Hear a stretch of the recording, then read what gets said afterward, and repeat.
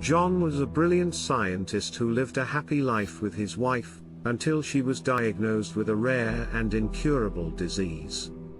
Despite the odds being against him, John was determined to save his wife and spent all of his time in his laboratory, working tirelessly to find a cure. Years went by and John's attempts to save his wife proved to be futile. In a last-ditch effort, he decided to try an experimental treatment that he believed would work. He was confident that this would be the cure that would save his wife, but things quickly took a turn for the worst.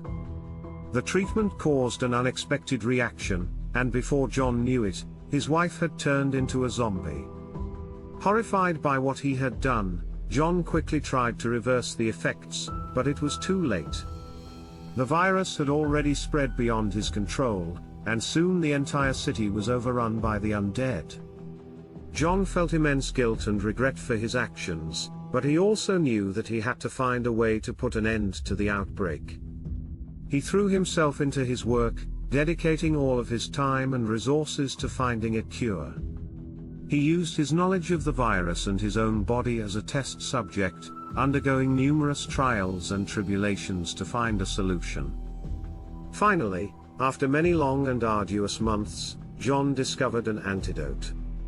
He raced against time to distribute it to the affected areas, but the virus had spread too far, and too many people had already been affected.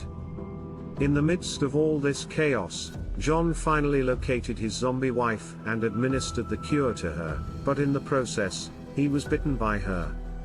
As she slowly regained her humanity, John realized that he was now infected with the virus.